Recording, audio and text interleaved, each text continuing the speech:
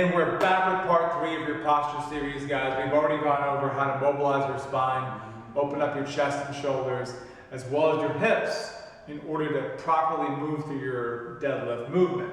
We also went over how to correct your posture throughout the negative phase of your deadlift. So we worked with the dowel rod and a bar to really work those 3 points of your posterior chain. The head, making sure it contacts the dowel rod, your shoulder blades, the rod is hitting right between your blades, and your lower back and butt. And the entire time that dowel rod's hitting those 3 points as you go through your negative, right? We did that with a friend, with a buddy, and now we're going to actually move into your full range movement, right? But we're still going to work the negative phase, because you're almost always stronger in the negative phase of the movement. So if you can work that control and stability throughout that negative phase, when you actually go into your full deadlift and you're actually doing reps, it's going to be that much more powerful, that much more easier, okay? So with that being said, I'm going to take you through the negative phase of the full deadlift movement.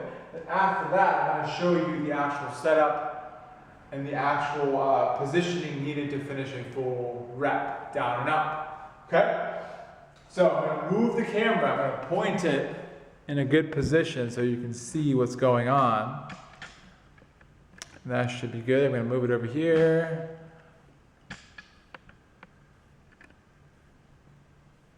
Awesome. Okay, so we're going to work the negative phase here as well. So what you're going to do, grab the bar with a supinated underhanded grip.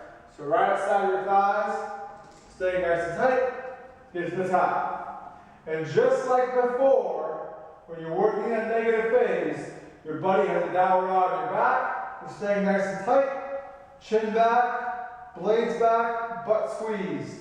The first thing you'll do here is hinge, knees bent. Keep tipping forward until you hit right beneath your knees, then sink your hips just enough to hit the floor. Then lift again, and repeat that same positioning. Chin back, blades back, glutes on, tip, tip, tip, tip, tip, knees bent, right past your kneecaps, sink your hips just enough. Okay? So that's what you're going to do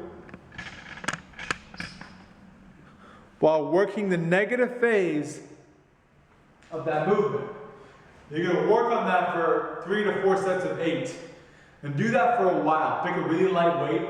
That was like 95 pounds, okay? Pick a really light weight all the way to the ground. Do it for 3 to 4 weeks. And then progress yourself into the full range deadlift, okay? To do your full range deadlift, there are a few positioning cues that will really help you out. So I'm going to take you through that right now. I'm going to position this bad boy again. Okay. So here are your positioning cues. The first thing you want to do, I tell all my clients, is to get themselves in the proper hinge position. So you get your hands placed on your hip bones. And you shove your hips way back. Okay? Knees are slightly bent, a couple of degrees, 20 to 30 degrees. Right here, hips way back. Now I'm set up, getting tight to my blades, okay? Packing my shoulders down, and then I have my hands on either side of my legs. All I'm going to do from here is just sink the hips just enough to grab the bar. Boom, okay? I'm driving my knees out into my forearms. I'm breaking the bar.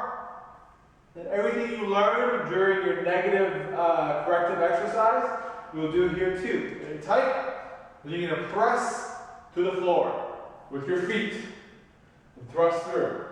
And the same thing on the negative, right? Boom, nice and tight, boom.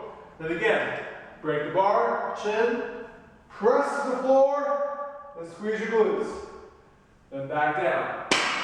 Okay? That's one of the most important parts. Learning the hinge position. Hinge back, reach, sink the hips, and now you're in a position to lift. Now there are also breathing cues. Very, very important. What I like to do is I stand here and I get tight to my abdominals. So take a deep breath, then I crunch really hard and hold my breath in my abdomen. So big breath, crunch and hold my breath, and get down. Let the air out. Big breath again.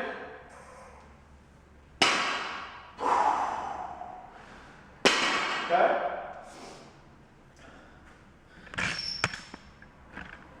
So it's extremely important how you order your cues. Okay? Whichever cue works best for you, stick with that. I like to first start with my breath. Big belly breath. Take a big crunch and keep the air in my belly. Get my back nice and tight. Hinge, reach for the bar, and then press to the floor with my feet to stand. And I squeeze my glutes and pull back at the end of the movement. Okay? That's how you do a full range deadlift. Okay?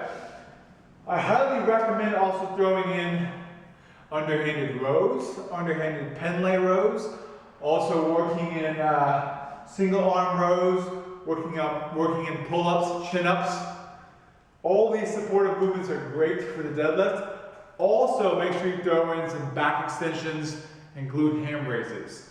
And if you don't know what these are, I'll make a how-to video for each of these. All right, guys, for more videos like this, make sure you comment in the section below. Leave your questions there as well for me. Like this video, subscribe, and we hope to see you guys here in Austin, Texas. If you're not here in Austin, make sure you email me at my email, sumer.basine@gmail.com. Be left in the description below. And if you are in Austin, Texas, come see us, guys. We're on the east side of 35 in the Mueller development. The address will be in the description below as well. Till next time, peace.